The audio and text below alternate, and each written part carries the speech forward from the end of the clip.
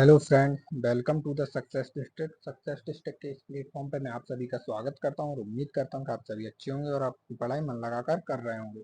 तो चलिए शुरू करते हैं। आज के इस वीडियो में हम आरपीएफ यानी रेलवे प्रोटेक्शन फोर्स की तरफ से जो एसआई और कांस्टेबल के लिए वैकेंसी जारी की गई है उनमें से आज हम आरपीएफ एसआई के बारे में बात करने वाले हैं। आरपीएफ एसआई के बारे में बात करने वाले हैं, तो वीडियो को पूरा देखिएगा। मैं आपको शुरू से लेकर अंत तक पूरी जानकारी दूंगा।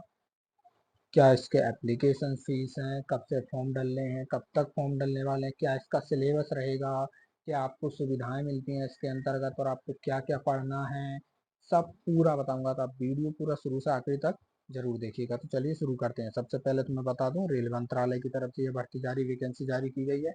ओके फ्रेंड्स, आरपीएफ की। फिर उसके बाद सबसे पहले हम इसकी स्टार्टिंग और एंडिंग डेट के बारे में बात करेंगे। तो देखिए, तो सबसे पहली जो आपकी इम्पोर्टेंट डेट है वो है आवेदन करने की प्रारंभ तिथि, वो है 15/4/2024, अर्थात 15 अप्रैल से इसकी फॉर्म भरना ऑलरेडी स्टार्ट हो चुके हैं। कब से दोस्तों? 15 अप्रैल से फॉर्म भरना स्टार्ट हो चुके हैं। यदि आपने अभी तक नहीं भरा है तो आप इसको भर लीजिए। मैंने ऑलरेडी वीडियो बना रखा है रेलवे आरपीएफ में फॉर्म कैसे भरना है, आप वो भी देख लीजिएगा। मैं डिस्क्रिप्शन में लिंक डाल दूंगा। उसके बाद इसकी एंडिंग डेट है 14/5/2024, अर्थात 14 मई। 14 अप्रैल से 15 अप्रैल से लेकर 14 मई तक इसके फॉर्म भरे जाएंगे, लगभग 1 महीने का समय और रात 11:59 तक। उसके बाद एक नेक्स्ट डेट दी गई है, ये 15 से 24 मई तक, 15 मई से 24 मई तक। ये जो डेट है ये फॉर्म भरने की डेट बिल्कुल भी नहीं है, ये केवल फॉर्म एडिट करने की डेट है। क्या है? फॉर्म केवल एडिट करने की, अर्थात यदि आपके फॉर्म में कोई मिस्टेक हो गई है या उसमें कुछ चीज़ें गलत भरा गई हैं तो आप उसको केवल एडिट कर सकते हैं, न्यू एप्लीकेशन फॉर्म अप्लाई नहीं कर सकते। तो ध्यान रखिएगा, आपके ये फॉर्म 15 अप्रैल से लेकर 14 मई तक भरे जाएंगे। ओके, यही फिक्स्ड है। उसके अलावा अन्य कोई भी एप्लीकेशन फॉर्म एक्सेप्ट नहीं किए जाएंगे और केवल ऑनलाइन मोड में भर जाएंगे, ऑफलाइन नहीं। ये तो हो गई इसके एप्लीकेशन डेट के बारे में जानकारी। अब फॉर्म भरने के बाद सबसे पहली बच्चों के मन में ये प्रश्न आता है कि कितनी सैलरी मिलती है, क्या क्या इसकी सुविधाएं होती हैं, कितनी एज रहती है और कितनी इसकी वैकेंसीज हैं। सबसे पहले मैं आपको वो बता दे रहा हूँ। तो देखिए, ये सातवें वेतन की तरफ से पे लेवल जो 7 है उसकी तरफ से लेवल 6, यानी पे लेवल जो आपका रहेगा वो 7 रहेगा, लेकिन जो रेलवे में जॉब है वो क्या है? रेलवे 6 अर्थात स्टेशन मास्टर लेवल जॉब है। तो इसकी प्रारंभिक वेतन सैलरी आपकी मंथली वो है आपकी 35,400 रुपये। कितनी है? 35,400 रुपये। और मैं आपको इसके अलावा भी बता दूं, इसके अलावा रेलवे एसआई को बहुत सी सुविधाएं मिलती हैं, जैसे मेडिकल सुविधाएं। आप बीमार होंगे, आपका कोई भी खर्चा सब रेलवे की तरफ से होगा। उसके बाद फ्री यात्रा, फ्री टिकट, पूरे भारत में आप कहीं भी फ्री यात्रा कर सकते हैं, अर्थात आपसे कोई भी टिकट नहीं लिया जाएगा। फ्री टिकट के साथ साथ आपके परिवार को वर्ष में 3 बार, आप वर्ष में अपने परिवार को भी घुमा सकते हैं 3 बार, वो भी रेलवे में बिना किसी टिकट के। ओके, और उसके अलावा ये तो आपको हैंड टू हैंड सैलरी मिलने वाली। इसके अलावा आपको लगभग 8 से 10 हज़ार रुपये अलग से रुपये मिलते हैं। कुछ आपके रहने खाने का खर्च होता है, कुछ रूम रेंट वगैरह, ऐसे अदर अलाउंसेस, महंगाई भत्ता वगैरह मिला के आपके 8 से 10 हज़ार रुपये और बढ़ते हैं। तो आपकी बेसिक सैलरी जो बनती है मंथली 45 हज़ार रुपये तो मिनिमम आपकी सैलरी बनने वाली। ये हो गई सैलरी।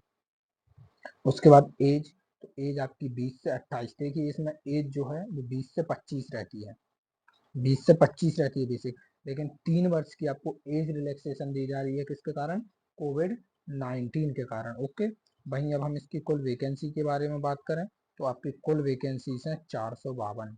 ये ऑल इंडिया है, ऑल इंडिया। और इस बार आपको पता होगा कि आपकी जो कट ऑफ है वो ऑल इंडिया लेवल पे ही बनने वाली है, जोन वाइज नहीं बनने वाली है। तो पूरे इंडिया की सभी कैटेगरी की एक ही कट ऑफ रहेगी। इसका मतलब है कट ऑफ बढ़ने वाली है। तो अपनी पढ़ाई बहुत अच्छी रखिएगा। मैं आपको आगे बता रहा हूँ वीडियो में कि आपको क्या क्या पढ़ना है और क्या क्या नहीं पढ़ना है। पढ़ने से ज़्यादा इंपॉर्टेंट ये होता है कि क्या नहीं पढ़ना है। ओके फ्रेंड्स, चलिए आगे चलते हैं। आगे आपको ये एज रिलैक्सेशन मैं बता चुका हूँ, 3 वर्ष की छूट कोविड-19 महामारी के कारण। ओके, नेक्स्ट नेक्स्ट जो इम्पोर्टेंट जानकारी मैं इस नोटिस में से आपको दिखा दे रहा हूँ, ये ऑफिशियल साइट से डाउनलोड किया हुआ नोटिस है, कोई ऐसा वैसा नहीं है। ये देखिए एज एज के बारे में मैंने आपको बताया था शुरू में 20 से 25, और गणना कब की जाएगी 1 जुलाई 2024 तक। आपकी एज 20 साल से कम और 25 से अधिक नहीं होनी चाहिए, लेकिन 3 वर्ष का एज रिलैक्सेशन मिल जाएगा तो 28, अर्थात 1 जुलाई 2024 को आपकी उम्र 20 साल से कम और 28 साल से अधिक नहीं होनी चाहिए। बाकी और अदर कैटेगरी में, ये जनरल कैटेगरी की है, बाकी अन्य कैटेगरी में और ज़्यादा एज रिलैक्सेशन है, वो आपको वीडियो में आगे बता रहा हूँ। ये देखिए एज रिलैक्सेशन का जो पूरा चार्ट है ये दिया गया है। जैसे SC और ST उम्मीदवार 5 साल, अर्थात उनकी एज 20 से 25 थी, तो ये 20 से 30 साल हो सकते हैं। ठीक, वहीं अन्य पिछड़ा वगैरह गैर क्रीमी लेयर के लिए ये 28 वर्ष अधिकतम इनकी एज रहेगी जुड़ने के बाद। भूतपूर्व सैनिक, ये अलग अलग इनका डिटेल्स आप लोग नोटिस को, वीडियो को पॉज करके अच्छे से पढ़ लीजिएगा। मैंने आपको जो दो इम्पोर्टेंट थे 28 और 30, SC ST और OBC और जनरल, ये तीनों का आपको बता दिया है, आप अच्छे से देख लीजिए। उसके बाद आगे चलते हैं। अब देखिए इसकी एप्लीकेशन फीस के बारे में बहुत से लोगों को डाउट रहता है, तो मैं आपको क्लियर कर दूं।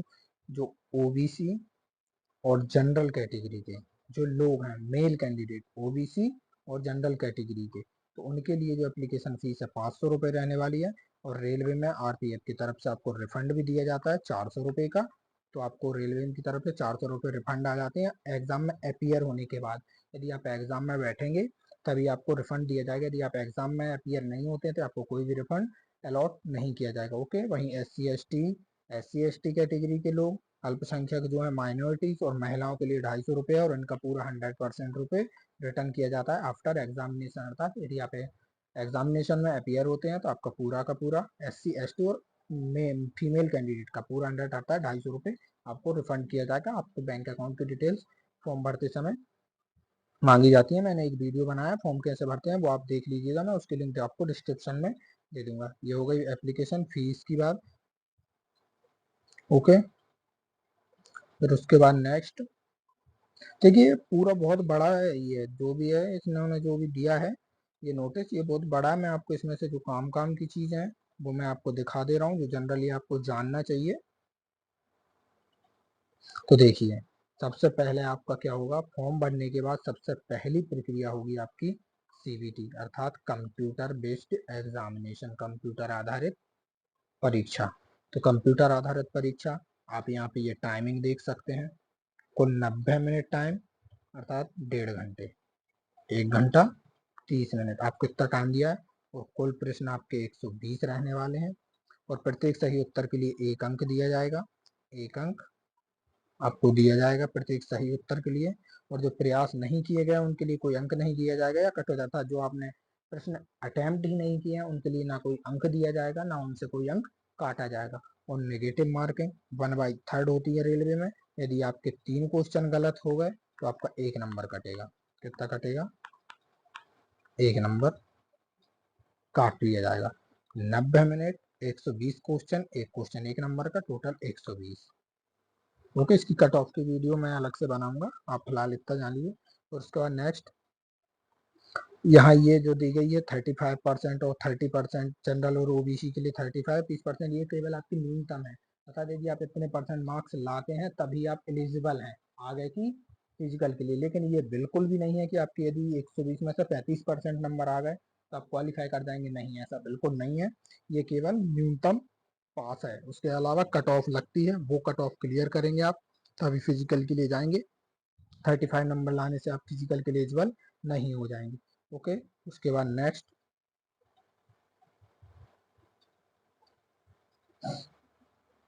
CBT में प्राप्त नंबर के आधार पर आपको शॉर्ट लिस्ट किया जाएगा आगे की भर्ती के लिए। ओके, नेक्स्ट ये रहा आपका सबका सबसे बड़ा महत्वपूर्ण चीज, आप लोगों का सिलेबस।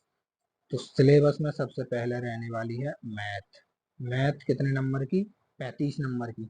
और इसमें आपको एडवांस और अर्थमेटिक दोनों पढ़नी है, अंकगणित और जो क्षेत्रमिति ज्योमेट्री आपकी एडवांस मैथ होती है वो भी पढ़नी है। लेकिन एडवांस मैथ में आपको टॉपिक दिए हैं इन्होंने, जैसे तालिकाएं, अर्थात आपके जो होते हैं डाटा इंटरप्रिटेशन वाले, डायग्राम वाले, वेन आरेख वाले, उसके बाद रेखांकन, क्षेत्र मिति अर्थात मेंसुरेशन और आदि पर प्रश्न। देखिए आपसे यहाँ पर एडवांस के केवल ये भी है, संख्या प्रणाली है, नंबर सिस्टम, डेसिमल, फ्रैक्शंस, ठीक। और उसके बाद ये सब आपके अर्थमेटिक के टॉपिक्स हैं। तो एडवांस में आपको नंबर सिस्टम, डेसिमल, पूर्ण संख्याएं, डाटा इंटरप्रिटेशन और मेंसुरेशन, ये टॉपिक जो मैंने अभी बोले, ये टॉपिक आपको एडवांस में सबसे अच्छे से करने। इसके अलावा जियोमेट्री, ट्रिग्नोमेट्री वो सब भी आते हैं, लेकिन बहुत कम मात्रा में आते हैं, इन पे आपको ज़्यादा फोकस करना है। ओके। उसके बाद रीजनिंग 35 नंबर, रीजनिंग में सब कुछ पढ़ना है आपको, कुछ नहीं छोड़ना है। उसके बाद जीके, जीके में भी ऑल, लेकिन जीके आपका सबसे ज़्यादा 50 नंबर का रहने वाला है। मैथ रीजनिंग 35 और जीके आपका रहेगा 50 का। सबसे ज़्यादा वेटेज जीके का है। जीके में आपको करंट अफेयर्स पे सबसे ज़्यादा ध्यान देना है, करंट अफेयर्स पर, करंट अफेयर्स पे आपको सबसे ज़्यादा ध्यान देना है, क्योंकि वही सबसे ज़्यादा पूछा जाता है। उसके अलावा भारतीय संविधान हो गया, अर्थशास्त्र हो गया, राजनीति हो गया, विज्ञान हो गया, ये सारे प्रश्न आपसे पूछे जाएंगे। तो आपको याद रखना है कि सामान्य जागरूकता मतलब GK complete, history, polity, geography, economy पूरा पढ़ना है। ओके, तो ये हो गया इसका सिलेबस। उसके बाद नेक्स्ट, उसके बाद सबसे इम्पोर्टेंट नेक्स्ट आपका जो है वो है आपके फिजिकल। तो जो व्यक्ति रिटर्न अर्थात सीबीटी की कट ऑफ को क्लियर करते हैं, उसके 10 गुना, कितने गुना, 10 गुना अभ्यर्थी जो सीबीटी की कट ऑफ में जो भी रहेंगे, कैटेगरी वाइज अपनी अपनी कैटेगरी में 10 गुना अभ्यर्थियों को फिजिकल के लिए बुलाया जाएगा। ओके, कितने, 10 गुना अभ्यर्थी, जितनी वैकेंसी है उसके 10 गुना, 452 आपकी वैकेंसी है, तो इसका 10 गुने लोग अर्थात 4520 इतने लोगों को फिजिकल के लिए बुलाया जाएगा। और जिनके सेम नंबर रहेंगे, यदि वो एक्स्ट्रा हो रहे हैं तो उन्हें भी शामिल किया जाता है। जैसे मान लीजिए 2 व्यक्तियों के 100 नंबर हो रहे हैं और वो 452 में आ रहे हैं, 452 में आ रहे हैं, तो 4521 लोग भी हो सकते हैं। ऐसा नहीं होता कि जिनके सेम नंबर है तो हटा दिया, नहीं, सबको बुलाया जाता है। अब फिजिकल की बारी बात कर लेते हैं। मेल कैंडिडेट के लिए सबसे पहले, ये मैं सब इंस्पेक्टर के लिए बता रहा हूँ, कांस्टेबल के लिए अलग नोटिस है और उसकी अलग डिटेल्स है, उसके लिए आपको अलग से वीडियो देखनी पड़ेगी।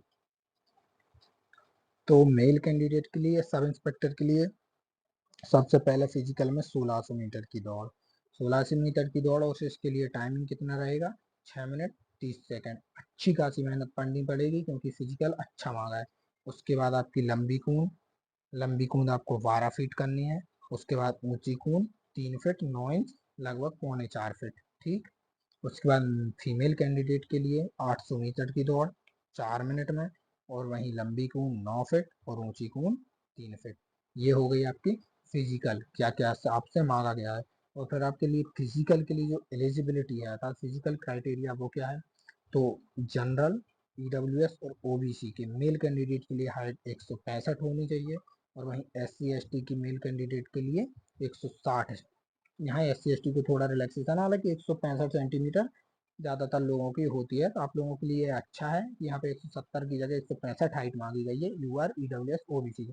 वहीं बाकी और अदर रिजर्वेशन वाले जो इलाके हैं उनके लिए भूतपूर्व सैनिक हो गए, गढ़वाली गोरखा, उनके लिए 163। अब female category UR, OBC, EWS के लिए 157, एससी एसटी 152 और ये 155 है। चेस्ट, तो देखिए चेस्ट केवल मेल कैंडिडेट के लिए, ईडब्ल्यूएस ओबीसी के लिए 80 बिना फुलाए और फुलाकर 85, और एससी एसटी के लिए 76.2 बिना फुलाए और फुलाकर 81.2, और यहाँ 80 और 85 सेम है। ओके, ये हो गया आपके फिजिकल डिटेल्स, ठीक। उसके बाद एक और इम्पोर्टेंट जानकारी बता दे रहा हूँ मैं आपको, 1600 या 800 मीटर की जो रनिंग होगी, 1600 मीटर मेल और 800 मीटर फीमेल, उसके लिए केवल आपको एक मौका दिया जाएगा, अर्थात रनिंग आपको एक ही बार करने के लिए बोला जाएगा। और जो आपकी लंबी कूद है और ऊंची कूद है, उसके लिए आपको 2-2 मौके दिए जाएंगे। यदि आप एक बार में अच्छा नहीं कर पाते हैं, आप दोबारा कर सकते हैं, लेकिन रनिंग के लिए आपको एक बार ही करना पड़ेगा। और जो पूर्व सैनिक है उनको फिजिकल नहीं करना है, हालांकि उन्हें फिजिकल मेडिकल टेस्ट देना होगा, अर्थात उन्हें फिजिकल अर्थात रनिंग वगैरह नहीं करनी है, लेकिन उन्हें मेडिकल टेस्ट देना होगा भूतपूर्व सैनिकों के लिए केवल, ठीक। उसके बाद नेक्स्ट बात कर लेते हैं हम। उसके बाद होगा आपका ये सब होने के बाद आपका सबसे पहले सीबीटी हो गया, पीईटी हो गया, पीएमटी हो गया। उसके PET physical efficiency test, PMT बाद में होगा। तो फिर उसके बाद आपका डॉक्यूमेंट वेरिफिकेशन होगा। डॉक्यूमेंट वेरिफिकेशन की मैं आपको एक डिटेल्ड वीडियो पूरी लेकर आऊँगा। हाँ, लेकिन आप इसमें एक बात याद रखिएगा कि आपको यहाँ पे जो भी चीज़ लगती है वो सेंट्रल की लगती है। ये बात मैं आपको अभी कंफर्म कर दे रहा हूँ, जो भी चीज़ लगेगी वो आपको सेंट्रल की लेनी पड़ेगी। डॉक्यूमेंट वेरिफिकेशन में से आपका कास्ट सर्टिफिकेट हो गया तो वो आपका सेंट्रल का होना चाहिए रेलवे डीबी के लिए। ओके, तो आज की वीडियो में बस इतना ही। जो भी मेन जानकारियाँ थी वो मैंने आपको दे दी हैं। और आरपीएफ जो एसआई के लिए तो ये मैंने बता दी हैं।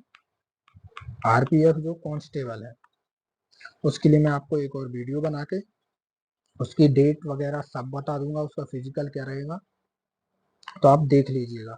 तो दोस्तों, सब्सक्राइब जरूर करिएगा चैनल को, और यदि वीडियो पसंद आया हो तो लाइक जरूर कीजिएगा। Thank you.